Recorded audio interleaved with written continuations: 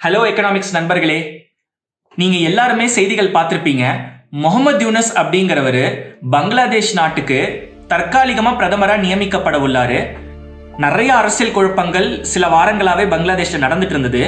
And அதெல்லாம் பெருசா சால்வாச்சா, முழுசா சால்வாச்சா அப்படிங்கிற செய்திகள் இன்னும் வந்துகிட்டே இருக்கு. ஆனா அவரு இப்போதைக்கு தற்காலிக பிரதமரா நியமிக்கப்பட உள்ளார் அப்படின்னு சொல்லிட்டு நிறைய செய்தி வட்டாரங்கள் சொல்லுது. யார் இந்த முகமது யூனஸ் அப்படின்னு பார்க்கறதுக்கு முன்னாடி நான் ரெண்டு விஷயங்கள் உங்ககிட்ட சொல்லணும் அப்படின்னு நினைக்கிறேன். திருவிளையாடல் ஆரம்பம் அப்படின்னு சொல்லிட்டு நம்ம எல்லாருமே ஒரு ஃபுல் லென்த் காமெடி ஃபிலிம் பார்த்துருப்போம், தனுஷ் அவர்கள் நடிச்சது. அதுல தனுஷ், கருணாஸ் அவர் நண்பர்களோடலாம் சேர்ந்து அவங்க ஒரு கடைக்கு தண்ணி அடிக்க வந்திருப்பாங்க. அப்போ நான் சிங்கா ஒரு கேரக்டர் வரும், hello I am Venugopal from title park அப்படின்னு சொல்லிட்டு மயில்சாமி அந்த கேரக்டர்லாம் நடிச்சிருப்பாரு, நல்லாவே நடிச்சிருப்பாரு. அப்ப இவங்க எல்லாருமே தண்ணி அடிச்சிட்டு இருக்கும் போது நடுவில் இவங்க கிட்ட கொஞ்சம் சோடா கொடுங்க, கொஞ்சம் தண்ணி கொடுங்க, கொஞ்சம் ஆல்கஹால் கொடுங்க, கொஞ்சம் சிகரெட் கொடுங்க, கொஞ்சம் பத்த வச்சுக்கிறேன் அப்படின்னு சொல்லிட்டு நடுவில் அவங்க கான்வர்சேஷன்ஸ் நடுவில் டிஸ்டர்ப் பண்ணுவார் அவரு. அண்ட் கடைசியா அவர் என்ன பண்ணுவாரு, எனக்கு ஒரு 100 ரூபாய் கொடுத்தீங்கன்னா அழகா ஆட்டோ பிடிச்சிட்டு அப்படியே நான் பார்க்கு போயிடுவேன் அப்படின்னு சொல்லுவாரு. இப்போ இவர் அப்படியே நீங்க மைண்ட்ல வச்சுக்கோங்க. இன்னொரு இன்ஸ்டன்ஸ் சொல்றேன். நீங்க எல்லாருமே காலேஜ்லயோ ஸ்கூல்லயோ குரூப் ப்ராஜெக்ட் ஏதாவது பண்ணுவீங்க, ஒரு 5 பேர் சேர்ந்து பண்ணுவீங்க. இதுல ஒருத்தருக்கு 20 மார்க், 100 மார்க், 20 மார்க் எல்லாருக்கும் பிரிச்சு தரப்படும் அப்படின்னு டீச்சர் சொல்லுவாங்க. இப்போ நீங்க எல்லாருமே இதுல ஒரு 4 பேர் பாத்தீங்கன்னா கடுமையா உடைச்சி அதுக்கு கான்ட்ரிபியூட் பண்ணி உங்களால முடிஞ்ச பெஸ்ட்டை கொடுத்து நல்ல ப்ராஜெக்டை கொண்டு வரணும் அப்படின்னு நீங்க உழைப்பீங்க. ஆனா அதுல ஒருத்தர் மட்டும் பெரிய அளவுக்கு இதுல தட்டி கழிச்சிருவாரு, கான்ட்ரிபியூட் பண்ண மாட்டாரு, இதுல எந்த இன்ட்ரெஸ்ட் இல்லாம அவர் பாட்டுக்கு போயிட்டு இருப்பாரு. ஆனா இந்த ப்ராஜெக்டை முடிச்சுட்டு நீங்க டீச்சர்கிட்ட கொடுக்கும்போது உங்க எல்லாருக்கும் வர 20 மார்க் தான் அவருக்கும் வரும்.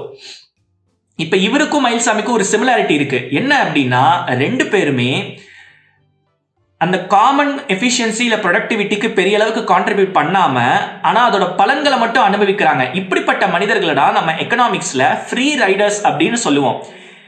ஏன் இதை சொல்றேன் அப்படின்னா, உங்க எல்லாருக்குமே தெரியும் குரூப் அப்படிங்கிறத வச்சு வேலை வாங்குறது ரொம்பவே கஷ்டம். அதுக்கு தான் நான் இதை சொல்றேன். இப்போ நீங்க ஒரு டீம் மேனேஜரா இருக்கலாம், டீம் லீடரா இருக்கலாம், இல்ல நீங்க ஒரு ஃபேமிலியை மேனேஜ் பண்ற பர்சனா இருக்கலாம், இல்ல ஒரு பிசினஸ் ஓனரா இருக்கலாம், இல்ல ஒரு இன்வெஸ்டரா இருக்கலாம். ஒரு குரூப்பை மேனேஜ் பண்ணி நம்ம வேலை வாங்குறது அப்படிங்கிறது இட்ஸ் அன் அப்ஹில் டாஸ்க். அதாவது ரொம்பவே கடினமான ஒரு பணி அப்படின்னே சொல்லலாம். அப்போ அப்படிப்பட்ட ஒரு கடினமான பணிக்கு தான் இந்த முகமது யூனஸ்க்கு நோபல் பரிசு 2006 கொடுக்கப்பட்டது அப்படின்னு சொன்னா உங்களால நம்ப முடியுதா? இவரு எக்கனாமிக்ஸ் படிச்சு தன்னோட எக்கனாமிக்ஸ் அறிவை பயன்படுத்தி இந்த சிக்கலை சால்வ் பண்ணார் அப்படின்னு சொன்னா உங்களால நம்ப முடியுதா? யார் இந்த முகமது யூனஸ்? அப்படி என்ன சிக்கலை சால்வ் பண்ணாரு பங்களாதேஷ்க்கு? ஏன் அவரை எல்லாருமே இன்னைக்கு வரைக்கும் ஒரு மதிப்போட பாக்குறாங்க? முழுசா பார்ப்போம். வெல்கம் டு எக்கனாமிக்ஸ் பேசலாம் யூடியூப் சேனல்.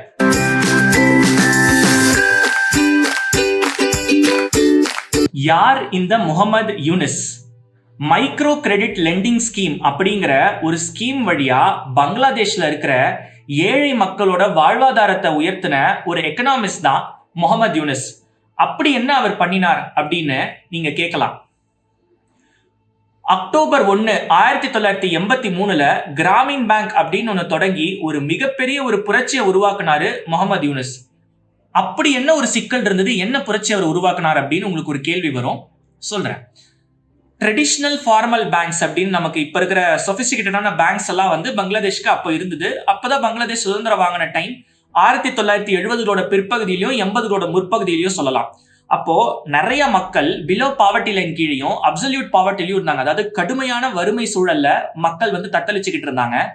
முகமது யூனஸ் அப்போ அங்க எக்கனாமிக்ஸ் ப்ரொஃபஸரா இருக்காரு. அங்க அந்த மக்களோட வாழ்க்கையோட துன்பங்களை பார்த்துட்டு நாம எதுக்கு எக்கனாமிக்ஸ் படிச்சோம், நம்ம எக்கனாமிக்ஸ் அறிவு எதுக்கு பயன்படுது, ஏன் இவங்க சிக்கலை நம்ம சால்வ் பண்றதுக்கு நம்ம எக்கனாமிக்ஸ் அறிவை சரியா பயன்படுத்த கூடாது அப்படிங்கிற கேள்வி அவருக்குள்ள வாட்டிக்கிட்டே இருந்துச்சு. என்ன சிக்கல் அந்த மக்களுக்கு இருந்தது அப்படின்னா, அங்க இருக்கிற ட்ரெடிஷ்னல் பேங்க்ஸுக்கு 3 சிக்கல் இருந்தது அந்த ஏழை மக்களுக்கு சர்வீஸ் செய்யறதுக்கு. முதல் சிக்கல் என்ன அப்படின்னா, அவங்க கடன் வாங்குற இந்த ஏழை மனிதர்களை பத்தி பெருசா இந்த பேங்க்ஸுக்கு தெரியாது. இது முதல் சிக்கல். 2வது சிக்கல், இவங்களுக்கு கடனை திருப்பி கொடுக்கிற தன்மை இருக்கா, அவங்களுக்கு அந்த கேப்பபிலிட்டி இருக்கா, இவங்க பாஸ்ட் கிரெடிட் ஹிஸ்டரி என்ன, இவங்க கிரெடிட் ஸ்கோர் என்ன அப்படிங்கிற டேட்டா இவங்க கிட்ட இல்ல. 3வது, அவங்கள அந்த வெரிஃபை பண்ற ப்ராசஸ் அப்படிங்கிறது ரொம்பவே காஸ்ட்லியா இருந்தது. அண்ட் இது கூட என்ன அப்படின்னா, அவங்களுக்கு கொடுக்க வேண்டிய லோன் ரொம்பவே குறைவா இருந்தது. ஏன்னா இப்போ ஒரு பிசினஸ் மேன் 15 லட்சம் 20 லட்சம் அப்படின்னு கேட்டாருன்னா இவங்களுக்கு 1,50,000 60,000 அப்படிங்கிற மாதிரியான அமௌண்ட்டே போதுமானதா இருக்கும். ஆனா அந்த அமௌண்ட்டுக்கு இவங்க செலவு பண்ற இந்த வெரிஃபிகேஷன் காஸ்ட் அப்படிங்கிறது ரொம்பவே அதிகம். இதனாலேயே அந்த பேங்க்ஸ்க்கு இந்த மக்களுடைய லோன்ஸை வெரிஃபை பண்ணி இவங்களுக்கு லோன் கொடுத்து இவங்க கிட்ட இருந்து ஃபாலோ பண்ணி இந்த லோனை திரும்பி வாங்குறது அப்படிங்கிறது ரொம்பவே பெரிய ப்ராசஸா இருந்தது. இதனாலதான் Muhammad Yunus micro credit lending scheme அப்படிங்கிற ஒரு ஸ்கீமை கொண்டு வந்தாரு. இந்த ஸ்கீம் வழியா ஏழை மக்களோட வாழ்க்கைய படிப்படியா உயர்த்தலாம் அப்படிங்கிறது தான் முகமது யூனஸ் அவர்களோட நீண்ட கால திட்டமாவே இருந்தது. முகமது யூனஸ் அவர்கள் கிராமீன் பேங்க் தொடங்குறதுக்கு முன்னாடி, மைக்ரோ கிரெடிட் லெண்டிங் ஸ்கீம் கொடுக்கறதுக்கு முன்னாடி அங்க இருக்கிற ஏழை மக்கள் பெரும்பாலும் கந்து வெட்டிக்கு கொடுக்கறவங்க கிட்ட இருந்தா கடன் வாங்கினாங்க. இந்த பிரைவேட் மணி லெண்டர்ஸ் கொடுக்கற இந்த கடன்னால இவங்களால பெருசா எதையுமே சேர்த்து வச்சு இன்வெஸ்ட் பண்ண முடியல. அன்றாட வாழ்க்கைக்கு சரியா இருந்தது. முகமது யூனஸ் கிராமீன் பேங்கை தொடங்கி 5 முக்கியமான விஷயத்த பண்ணாரு. மொதல் விஷயம் என்ன அப்படின்னா, கடனை ஒரு குரூப்புக்கு தான் கொடுப்போம், தனி மனிதருக்கு கொடுக்க மாட்டோம் அப்படிங்கறத மொதல் விஷயமா பண்ணாரு முகமது யூனஸ்.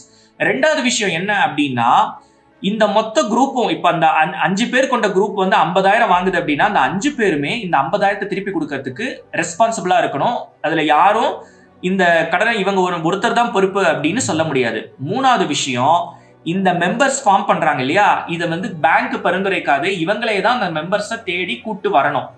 4வது, இவங்க ரத்த சொந்தங்களா இருக்கக்கூடாது இந்த மெம்பர்ஸ். இது ரொம்ப முக்கியமான 4வது கண்டிஷன்.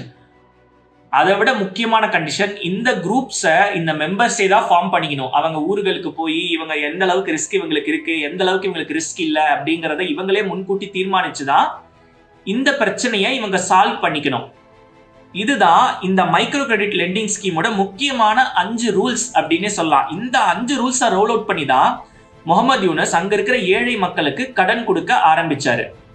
இது வெறும் கடன் மட்டும் கிடையாது, இது ஒரு சோஷியல் பிசினஸ் மாடலா பில்ட் பண்ணணும் அப்படிங்கிறது தான் எக்கனாமிஸ்டான முகமது யூனஸ் அவர்களோட நீண்ட கால திட்டமாவே இருந்தது. இப்போ முகமது யூனஸ் தொடங்கின இந்த கிராமீன் பேங்கோட மைக்ரோ கிரெடிட் லெண்டிங் ஸ்கீமை பயன்படுத்தி முகமது யூனஸ் அவர்கள் 3 முக்கியமான ப்ராப்ளம்ஸை சால்வ் பண்ணாரு.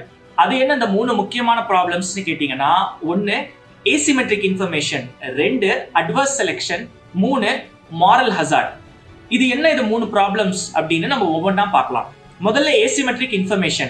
இப்போ ட்ரெடிஷ்னல் ஃபார்மல் பேங்க்ஸ்க்கு நம்ம கிட்ட கடன் வாங்குறவங்களோட பாஸ்ட் கிரெடிட் ஹிஸ்டரி தெரியாது, டேட்டா இருக்காது, இவங்க கடனை திருப்பி கொடுப்பாங்களா அப்படிங்கிறதுக்கான எந்த மெட்ரிக்ஸும் அவங்க கிட்ட இருக்காது. ஸோ இவங்களுக்கு லெண்டர்ஸை பத்தி எதுவுமே பெருசா தெரியாது, இந்த லெண்டர்ஸ்க்கு பாரோவர்ஸ் பத்தி பெருசா எதுவுமே தெரியாது. வைஸ் வர்சா, பாரோவர்ஸ் சைடு, அதாவது கடன் வாங்குறவங்க சைட்ல இருந்து பாத்தீங்கன்னா, இந்த பேங்க் நமக்கு இவ்வளவு சின்ன கடனை கொடுப்பாங்களா, கம்மியான வட்டியில கொடுப்பாங்களா, இது நம்ம இத்தனை நாட்கள் கூட திருப்பி கொடுத்துட முடியுமா, இதனால எத்தனை நாளுக்குள்ள நம்ம பிசினஸ்ல ப்ராஃபிட் எடுக்க முடியும், இப்படிங்கிற ஏசிமெட்ரிக் இன்ஃபர்மேஷன் 2 சைட்லயுமே இருக்கு. இந்த இன்ஃபர்மேஷன் கேப்பை எப்படி க்ளோஸ் பண்றது அப்படிங்கிறது ட்ரெடிஷனல் பேங்க்ஸ்ல ஒரு மிகப்பெரிய சிக்கலா இருந்தது. இப்ப நம்ம கிராமீன் பேங்கோட ரூல்ஸ்ல நம்ம பார்த்த மாதிரி 5 பேர் கொண்ட குரூப் ஒருத்தர் இருக்கணும். இப்ப இந்த 5 பேருமே என்ன பண்ணுவாங்க, ரொம்ப கவனமா ஒருத்தர் ஊரை விட்டு ஓடுற மாதிரியான கேரக்டரா இல்லாத மாதிரி கடைசி வரைக்கும் உழைச்சி அந்த கடனை திருப்பி கொடுக்கற மாதிரியான ஆள் யாரு அப்படின்னு சொல்லிட்டு இந்த ஒருத்தர் கரெக்டா பார்த்து தேடி கூட்டிட்டு வருவார். இதனால பேங்க்குக்கு இந்த காஸ்ட் ஆஃப் வெரிஃபிகேஷன் கம்ப்ளீட்டா கட் டவுன் ஆகுது கிராமீன் பேங்குக்கு. அண்ட் இவங்களுக்கும் சரியான ஆட்களுக்கு கடன் போய் சேர்றதுக்கான ஒரு சிஸ்டமேட்டிக் மெக்கானிசத்தை இவங்க பில்ட் பண்றாங்க. 2வது அட்வர்ஸ் செலெக்ஷன். இப்போ நீங்க பெரும்பாலும் நீங்க ட்ரெடிஷனல் ஃபார்மல் பேங்க்ஸ்ல பாத்தீங்கன்னா கம்மி இன்ட்ரெஸ்ட் ரேட்ல கடன் கொடுக்க மாட்டாங்க. ஏன் அப்படின்னா, இப்போ ஒரு கம்மி இன்ட்ரெஸ்ட் ரேட்ல கடன் கொடுத்தாங்கன்னா என்ன சிக்கல் ஆகும் அப்படின்னா, அதுல சேஃப் பாரோவர்ஸ் இருப்பாங்க, ரிஸ்கி பாரோவர்ஸ் இருப்பாங்க.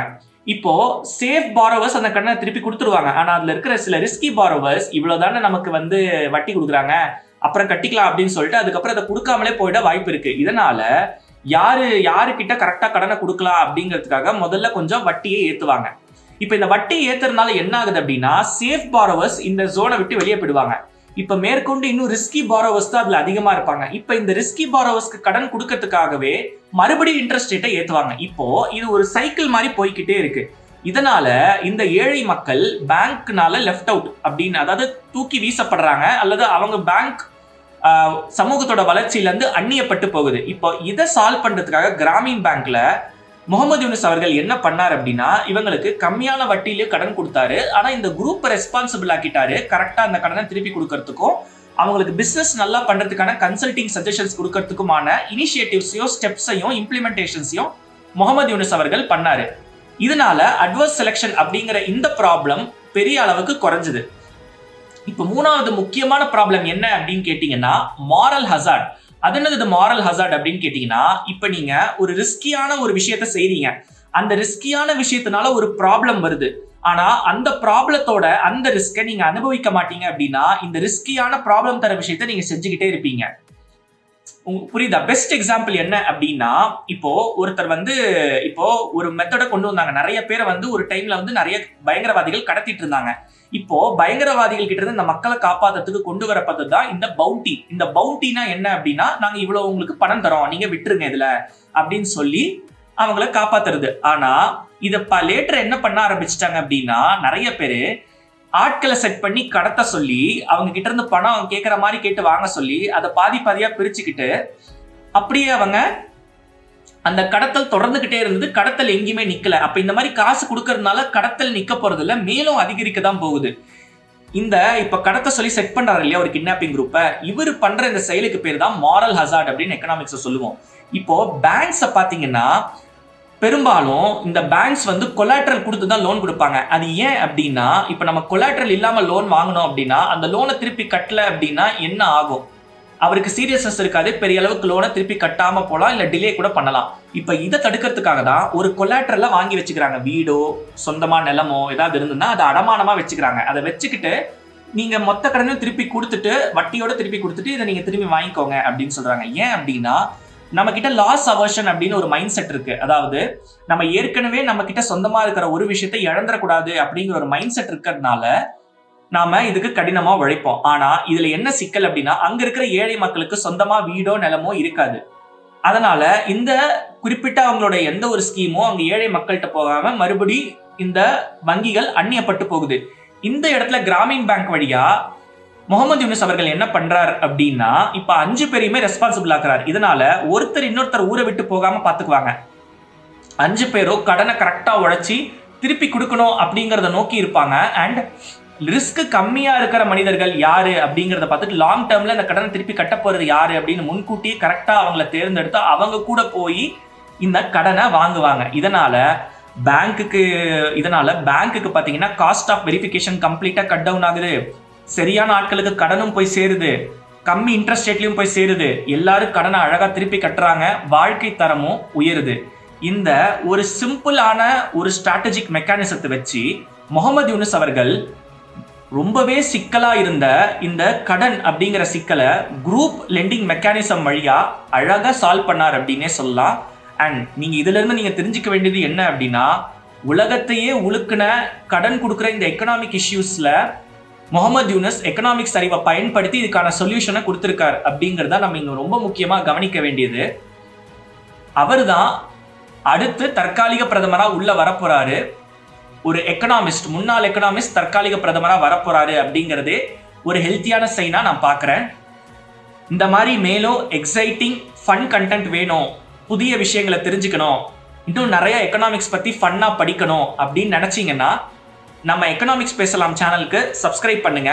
இந்த வீடியோ உங்களுக்கு பிடிச்சிருந்தா இதை லைக் பண்ணுங்க. இன்னொருத்தருக்கும் நீங்க தெரிஞ்சுக்கிட்ட மாதிரி இந்த விஷயத்தை தெரிஞ்சுக்கணும் அப்படின்னா இதை ஷேர் பண்ணுங்க. உங்களுக்கு ஏதாவது அடுத்து இந்த மாதிரி வீடியோஸ் வேணும், இதை பத்தி கொஞ்சம் பேசுங்க, எனக்கு இதை தெரிஞ்சுக்கணும் அப்படின்னு நினைச்சீங்கன்னா இதை பத்தி நீங்க கமெண்ட் பண்ணலாம். நன்றி, வணக்கம்.